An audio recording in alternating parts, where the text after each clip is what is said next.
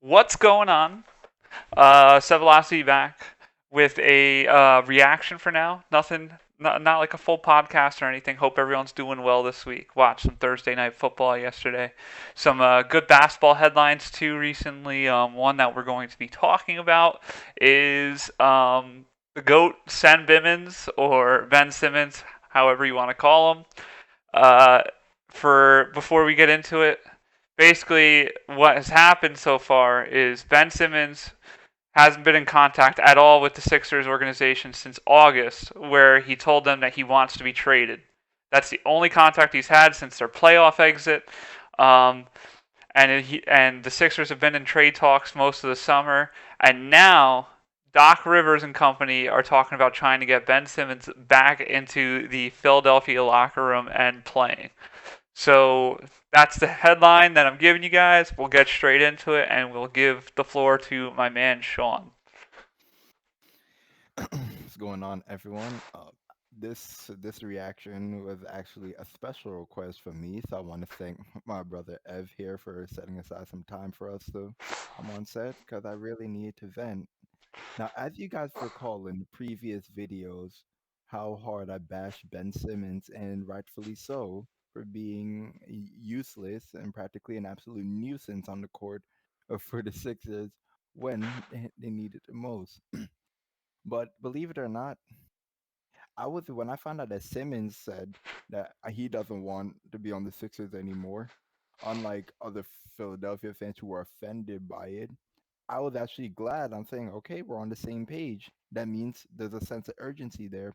So I had no problem with Simmons saying that, even as unprofessional as this is, him just, disconnecting himself from the team, refusing to like even like show up for meetings. I guess he wants them to come to him. All of that nonsense going on, even though technically it is unprofessional. But personally, I don't have a problem with that either. That it's whatever to me. So you already know how I feel about Ben. I don't need to go into that anymore. But having said that, I am beyond disappointed in the Philadelphia 76ers. But first, let me go think about an individual, Doc Rivers, who, in the fact I've told Ed before, and I said on the show, he's my favorite coach of all time. But as of recently, I might have to rethink that because I was objective and criticized like how I felt like he didn't do a great a job like in that Sixers and Hawks series. But but this literally has me on the edge of the cup, whether like I might boil over and have to take another coach as my favorite of all time, Eric Spoelstra. You're on your way. Um, Doc Rivers, after the Sixers were eliminated by the Atlanta Hawks, was asked about the media in the press conference. How do you feel about the Sixers moving forward? I don't remember verbatim what the question was, but this is like an annotation, summation of what was said.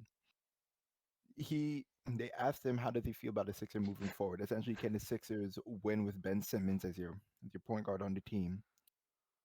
I don't think Doc Rivers' answer was absolute no. I think he was kind of dismissive, saying, "I don't think I can answer that right now." Did he say something like that, Ev, or So did he flat out say the no? the question was, can do you think you can win an NBA championship with Ben Simmons as your point guard? And his Hmm. answer was along the lines of, I don't have the answer to that question at the moment right now. I think is what he said. And then down the line, he claimed that he never said anything negative about Ben Simmons with that question, but he was just saying that he couldn't answer the question. Okay. First of all, I'm going to quote my man Shannon Sharp right here from Undisputed. That's a load of bull jive. um, So he basically, reading between the lines, said, I don't think he's it. In a way, that was his way of saying, Simmons, you got to go. His way of blaming the loss on Simmons. And now that there's extra tension between the Sixers and Simmons clearly wants out, um, and they're in an awkward position because the Sixers, they're not getting any offers from teams that seems worthwhile to them. in order to ship Simmons to get fair value in return. Well, fair value to them. So now, so so so now, there's put a sense of urgency on that because Simmons' trade value is only declining. Because I'm sure other teams are also seeing how Simmons is handling the situation, and other teams might be wondering, do we really want this kind of a headache on our in our system as well? So I think they're only getting worse. Like it's like a domino effect. So now that they realize they're not gonna be able to trade him, I don't know how soon. Probably not before the trade deadline, the way it's looking. And he's completely disconnected from the team. Now you want to kiss up to him and say you want him back? Oh, I believe we could win the championship with him as our point guard. Like that is just weak. I mean, I'm trying to say PG-13, stay professional and not say any use any profane language. But trust me, it's really hard right now. Um, that is just so weak. One moment you're mad at him, and now you realize you're in trouble. You're trying to kiss up to him and bring it back. What's next? You start offering him bribes to come back, and now the same thing go to the Philadelphia organization. Now you're begging for him to come back after bashing him. I'm First of all, I am glad Joel Embiid has stayed quiet. Because even if he's having second thoughts, as of right now, the only person who knows whether he's having second thoughts is whoever's in the Philadelphia organization. If Embiid's voice it or Embiid's keeping it to himself. If he is, I hope it stays that way because we can't accuse him of anything right now. Because I don't want to hear it from him. You better like. Well, my thing is this: when you decide to take a stance on something, you own it. You own it. Don't just start wavering because things aren't going exactly as you planned. I obviously understand like this is a tough situation for the Sixers.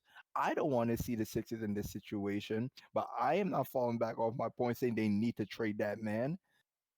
Doc Rivers, that is weak.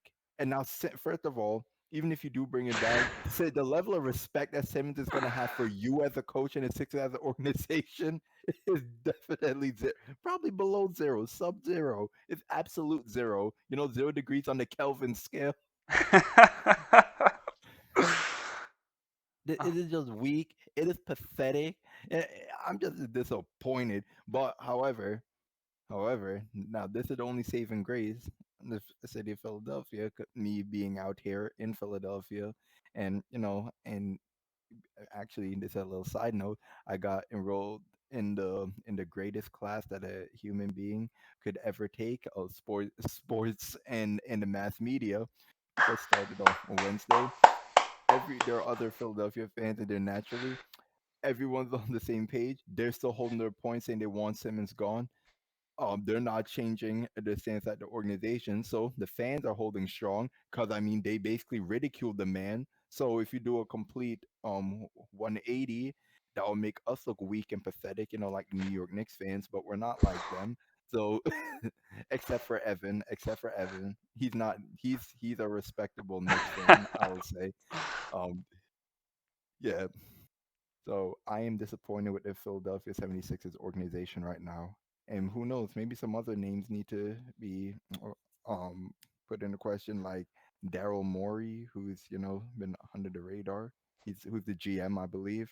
And I believe Elton Brand. I forgot what position he has, but I think he's still an executive in the Sixers office Yeah, I think as he is. well. Um, Yeah, I, I, that's I all I think have to say. I think that the best situation is, if you really want to keep Ben Simmons, um, you're gonna have to just build around him. So you're gonna have to trade Embiid away and put some other assets around him. That I don't think that'll do. I think you need to get rid of Embiid. You need to get rid of Doc. I think the whole offer and office well, needs to go. They need to purge the system. first off, I think that Sixers fans should give a huge shout out to Ben Simmons for continuing to try to burn that bridge while Philadelphia tries to keep him. So I think Yeah. that should be a reason that you guys should be somewhat appreciative of what's happening. Yep. Uh, Oh, I am. Thank you, Ben. on the Philadelphia side, though, with the Doc Rivers interview, he claims that that entire question he was just trying not to answer it. He was like, but listen, and this is I think a saying that goes around all of sports media. Having no answer is a pretty big answer. So it Yep. says a lot, what he was saying and what he was trying to dance around. So I think that kind of shows that he has no faith in Ben Simmons. And whether that's fair or not, he kind of indirectly burned a bridge between him and Ben, because now you showed that what was supposed to be one of your best players, you have no confidence in anymore. And I mean, it is what it is. That's fine. But now you're expecting to go into the locker room next year with him in it and act like everything's perfectly normal between the two of you. There's no way that's going to work out. And Daryl Morey, I'm pretty sure had to deal a bit with the James Harden ordeal. So it's interesting to see how he has to handle the Ben Simmons thing. Um, I know you mentioned earlier that it's a bit immature for these NBA players to, well, Ben Simmons specifically, to kind of just lose contact and not talk to anyone in the organization anymore. And I kind of agree with that, but also at the same time, now we're entering this era where in all aspects of sports, whether it be football, baseball, basketball, there's this ability for players to kind of control their own fate by sitting out and kind of taking control of what they want. Because now it's killing their trade value. So the faster you get rid of them, the more you're going to get out of it. So, and a lot of players are starting to realize that they can kind of dictate where they end up going, even if it's not free agency. Kind of like Paul George did, or James Harden, Kawhi Leonard. It's a new era of the way business is being handled. So whether we like it or not, Ben Simmons, regardless of the way he played, has probably killed his trade value even more by holding out the way he has. Um, Hmm. and I also think that the Sixers helped ignite that with the interview from Doc Rivers and the amount that they're requesting in the trade too. So it's just going to be this deep spiral that keeps going downhill until they end up accepting a trade that's probably not worth what they want, but they do that and move forward. Because I don't think that they're going to get nearly the payback that they expect they're going to get without trading something else too.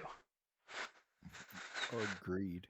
So I mean, that's all I got to say. I think you pretty much covered all bases that I needed to Yes, I talk did. about.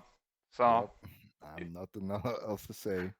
To Philadelphia, I am disappointed in you right now. This is my senior year in school, and you're doing this to me. I don't want to go out like this. You better shape up. so what is the label going to be for this video? Sean goes on massive tirade or rant, something big headline, Mm, right? I mean, do you think it's worthy of the title Massive Rant? I don't think I was yelling really that much, No, was but I? I think you got to a lot of points in a fair and aggressive tone to really get the point across of how upset you were. All right, we'll think of a good headline. All We'll right. think of one. We'll brainstorm one. All right, without further ado, hope you guys have a great rest of your week.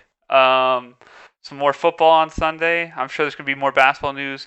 We're going to be recording probably this Sunday evening, so we'll talk football. I think a good topic to get across to is the ESPN top 20 players that have been released. We'll talk about that and then go from there. So have a good weekend, and we will see you next week.